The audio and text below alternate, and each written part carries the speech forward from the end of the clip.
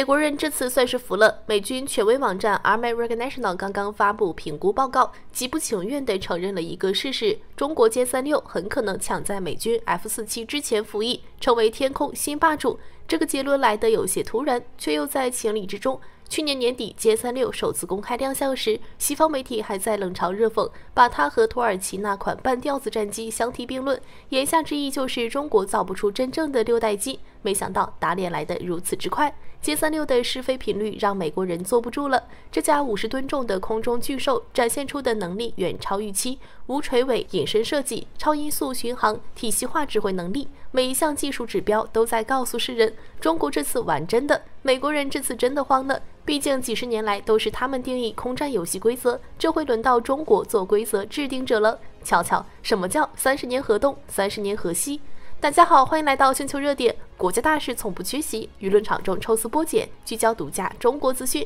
点赞、订阅加小铃铛，带你用不一样的视角读懂中国故事。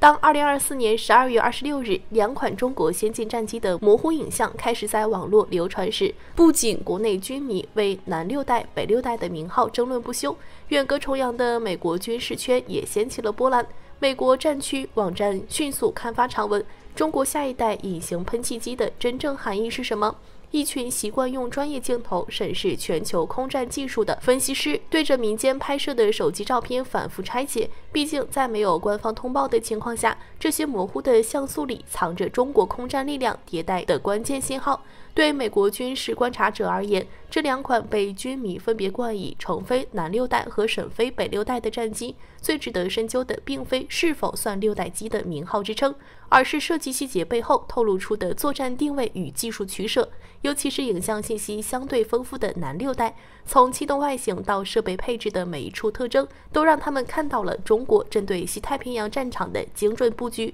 从当时流传的影像能清晰辨认出，歼36机头装有空中数据收集装置，起落架呈放下姿态，且有半飞飞机护航。这些细节在美军分析师眼中是明确的技术验证机标志，这绝非能立即量产的原型机，而是用来测试关键技术的实验平台。文章这样定位这款战机，但恰恰是这个实验平台的设计，颠覆了外界对中国战机发展路径的固有认知。歼36最引人注目的是其独特的气动布局，大型改良三角翼无尾结构，前缘延伸部分与机头无缝融合，整体比歼20更长更宽。战区网站指出，这种设计是典型的性能取舍，放弃尾翼、压翼和边条，虽会牺牲部分机动性，却能极大增强宽带隐身能力，让飞机在不同频段雷达探测下都能降低暴露概率，尤其实现了全向隐身而非仅正面隐身。更关键的是，无尾设计显著提升了巡航效率，为增大作战半径和有效载荷奠定了基础。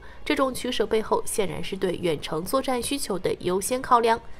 机翼设计的细节更显巧思，后缘分布着不少于15个单独分段控制面，搭配分离式升降副翼，还在发动机尾喷口下方设置了特殊控制面。美军分析师解读称，这是用复杂飞控系统填补无尾布局不稳定性的经典方案。尾喷口下方的控制面甚至可能参与半推力矢量协调，专门增强俯仰响应。不过他们也提出了疑问，这种密集的控制面布置如何平衡后达到隐身效果，仍是未解之谜。机身与弹舱的设计则直接指向重型平台定位，歼36的腹部与歼20有几分相似，但内部容积明显更大，且显然向燃油储存倾斜，其弹舱比歼20更长更深，虽不足以容纳旋转武器架，却能轻松搭载数枚大型防区外武器，这被视为歼36的核心能力之一。在印太战场，能在敌方防空圈外发射弹药的平台价值远超近距离格斗能力。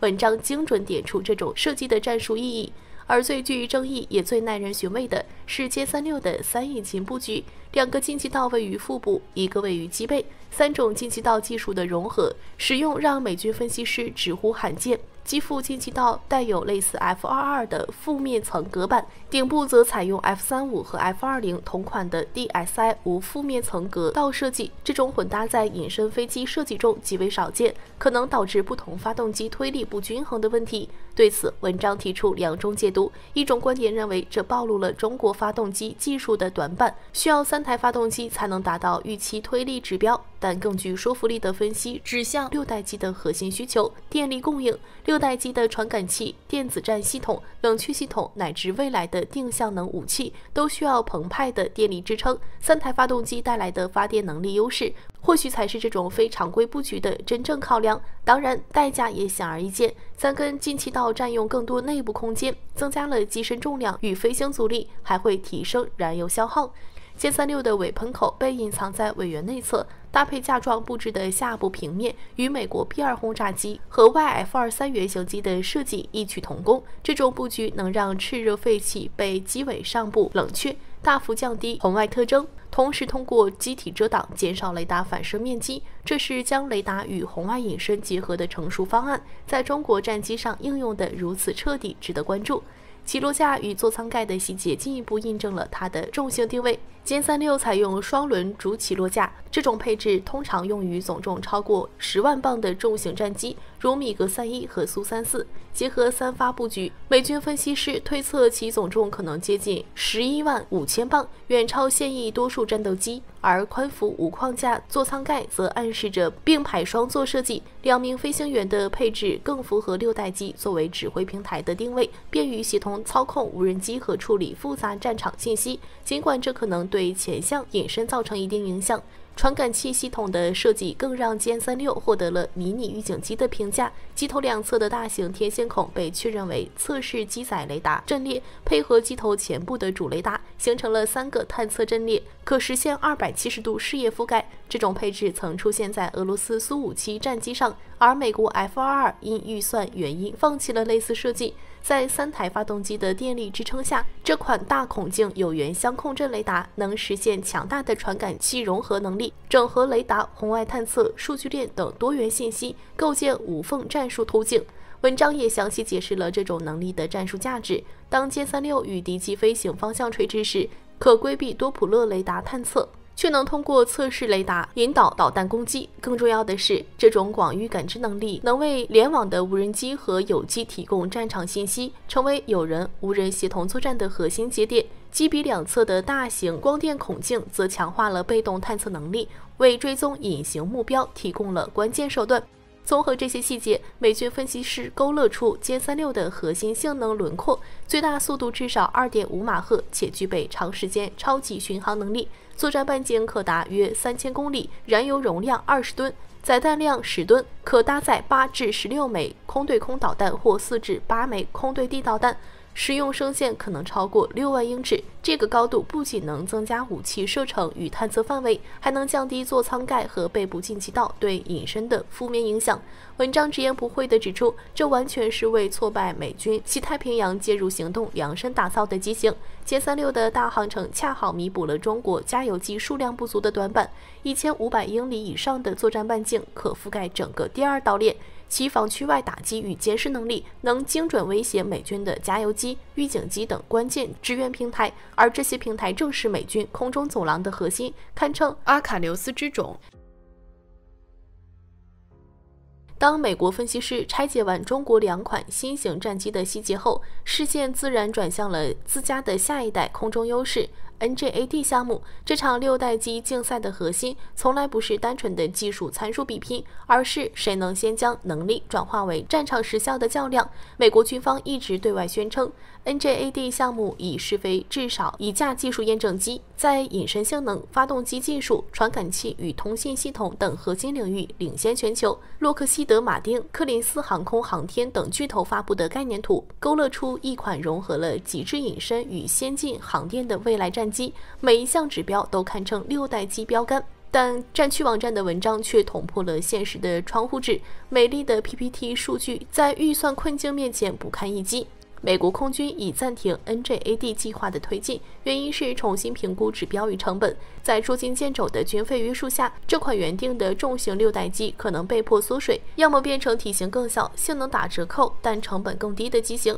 要么干脆跳过新型有人机，转而升级 F-35和 B-21等现有装备。这种不确定性让美军陷入了尴尬，一边是技术上的自信，一边是现实中的拖延。反观中国的2款新型战机，尽管仍处于技术验证阶段，且可能在部分子系统上与 NGAD 存在差距，但战区网站的分析指出了关键差异：中国的设计更贴合实际需求，且推进节奏稳定。文章作者还强调，6代机的价值最终要在战场上体现，就算 NGAD 的技术再先进，若始终停留在实验室，也比不上能实际部署的稍逊机型。对中国军民而言，美国媒体的这份拆解报告提供了一个理性视角，既不必因6代机的名号盲目狂欢，也不该忽视这些技术验证机背后的能力跃升。正如文章强调的那样，在未来的西太平洋空战中，能实际部署的战斗力远比实验室里的先进技术更重要。而从歼36的设计细节里，世界看到的不仅是中国航空工业的进步，更是一种清晰的战略定力，不盲从他人标准，只打造自己需要的战争利器。当美国还在为 NGAD 的预算与指标纠结时，中国的6代机探索已从图纸走向了天空。或许正如那位分析师所言，这场竞赛的关键不是谁先画出最美的概念图，而是谁先让战机在预定战场飞起来。而歼36的出现，显然让这场竞赛的终点线变得更加清晰。好了，今天的内容到这里就结束了。如果你喜欢小编的影片，还请大家多多点赞转发，让更多的人一起见证中国进步。关注我的频道，这样既能回顾往期视频，又不会错过之后的精彩内容。那我们下期节目不见不散。